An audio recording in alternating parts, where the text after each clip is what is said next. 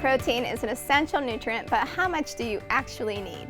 Most Americans eat enough protein except adolescent girls and older women. That said, spreading one's protein intake over the course of the day tends to be the biggest barrier. Most people eat the majority of their protein at one meal, dinner.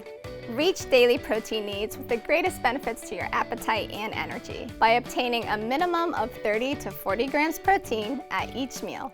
Start strong and invite protein to breakfast. Choose cow's milk and soy milk since the majority of plant-based milks offer minimal protein. Vary your sources.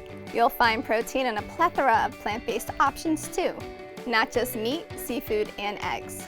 Whether you're adding nuts to morning oatmeal or topping salad with beans and whole grains like quinoa, sprinkle plant-based proteins into meals throughout the day. For more tips for feeling your best, visit bigY.com. Until next time, be well.